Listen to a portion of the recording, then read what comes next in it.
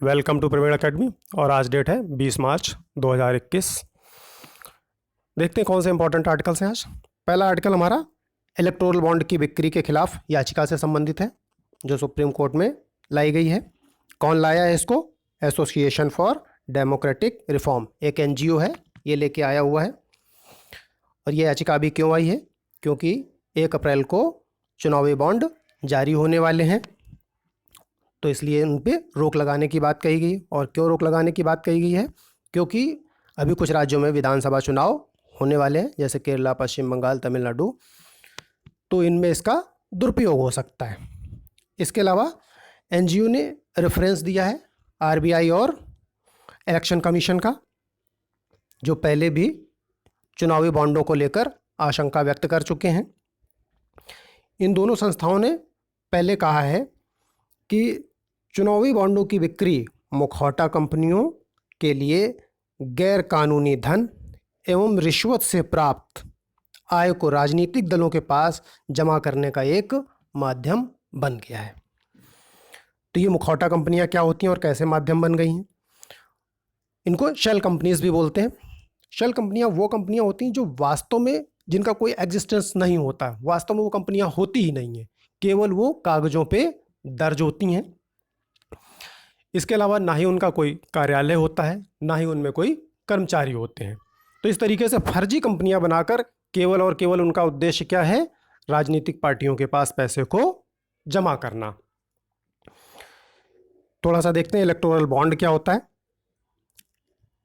Electoral bond राजनीतिक दलों को चंदा देने के लिए क्या है? एक वित्तीय साधन है, और इसको 1,000, 10,000, 1 लाख, 10 लाख और 1 करोड़ के मल्टीपल्स में जारी किया जाता है। इसके अलावा इनकी कोई अधिकतम सीमा नहीं है, कोई कितना भी पैसा दे सकता है, इसलिए ये और ज़्यादा घातक हो जाते हैं। और इसको जारी कौन करता है? इसको एसबीआई जारी करता है।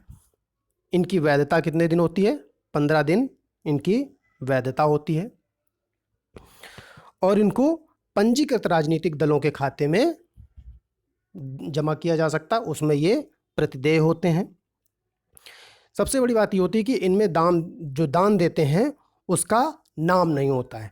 तो दान देने वाले का जब नाम नहीं होता है तो ये क्या हो जाएंगे? अपारदर्शी हो जाएंगे। यानी कि जो है ये पैसे को, जो राजनीतिक दलों को फंडिंग हो रही है, उसमें पारदर्शिता को कम करते हैं, इसलिए ये और ज़्यादा घातक हो जाते हैं। नेक्स्ट आर्टिकल हमारा पूर्वी राजस्थान नहर परियोजना से संबंधित है। क्या है ये? इसको अभी राष्ट्रीय परियोजना का दर्जा देने की मांग की जा रही है राजस्थान सरकार के द्वारा। क्यों इसको राष्ट्रीय परियोजना की मांग की जा रही दर्जा देने के लिए?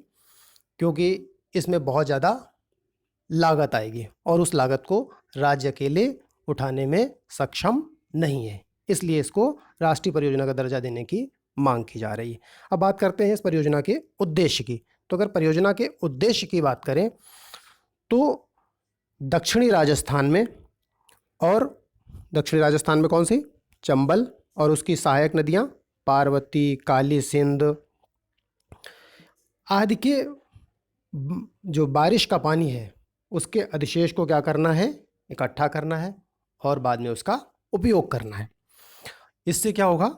जो यहाँ के 13 ज़िले हैं उनमें पीने का पानी और सिंचाई के लिए जल उपलब्ध होगा। चलते हैं नेक्स्ट न्यूज़ की तरफ। नेक्स्ट न्यूज़ हमारी कार्बन अवशोषण हेतु कृत्रिम प्रकाश संश्लेषण से संबंधित है। हाल ही में अभी जवाहरलाल नेहरू उन्नत वैज्ञानिक अनुसंधान केंद्र के द्वारा एक प्रणाली विकसित की गई है। इसमें कार्बन डाइऑक्साइड को सौर ईंधन में बदला जा सकता है। ऐसी प्रणाली विकसित की गई है जिसके द्वारा कार्बन डाइऑक्साइड सौर ईंधन में बदली जा सकती है। और इसको नाम क्या दिया है उन्होंने? कृत्रिम प्रकाश संश्लेषण, ये इसको नाम दिया हुआ है। कैसे ये काम करेगी?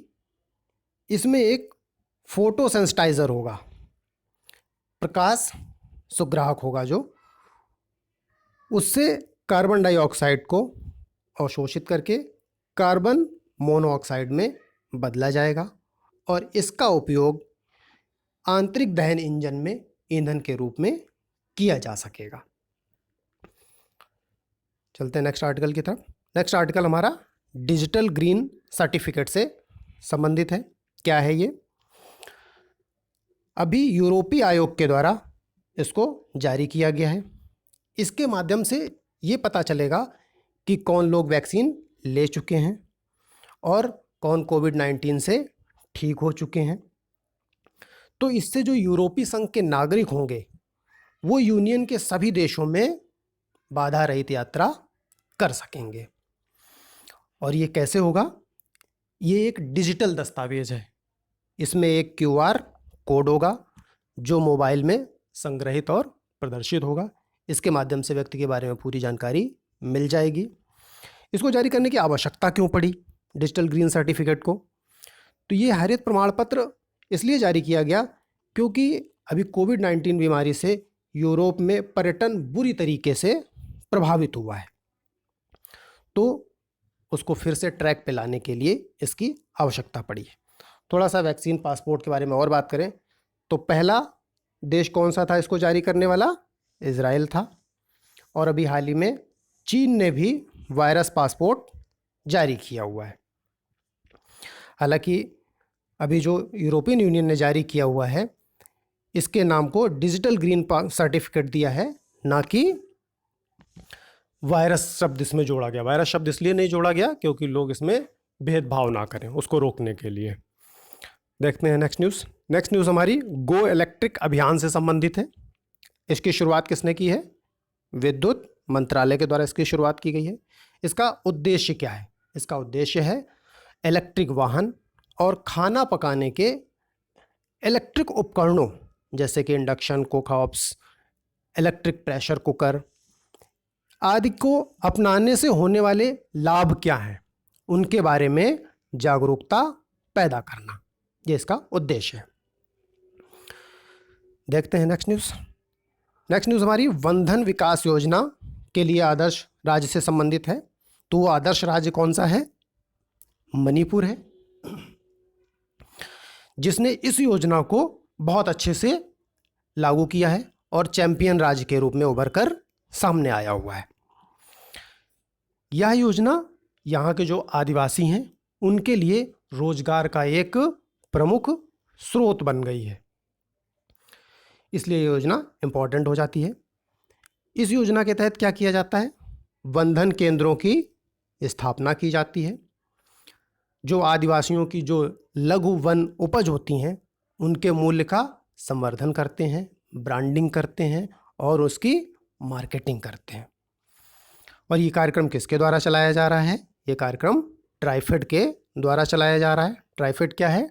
Tribal cooperative marketing and development federation है, जो आदिवासियों के उत्पादों को ब्रांडिंग के लिए, उनकी मार्केटिंग के लिए काम करती है। देखते हैं नेक्स्ट न्यूज़। नेक्स्ट न्यूज़ हमारी कैच द रेन अभियान से संबंधित है। ये जल शक्ति मंत्रालय के द्वारा जो एक अभियान मिशन चालू किया गया था, राष्ट्रीय जल मिशन, उसके तहत वर्ष 2020 में शुरू किया गया था। और किस नाम से? कैच द रेन, जहाँ भी हो जब भी हो, ये टैगलाइन के साथ शुरू किया गया था। उद्देश्य क्या है इसका?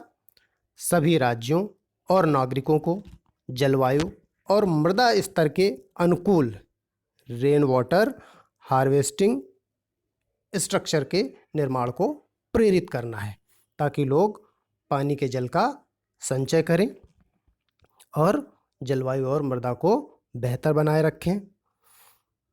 वाटर लेवल को भी ऊपर लाने में मदद करेगा ये। नेक्स्ट न्यूज़ हमारी राशन कार्ड निरस्त्रीकरण से संबंधित है। क्या है ये?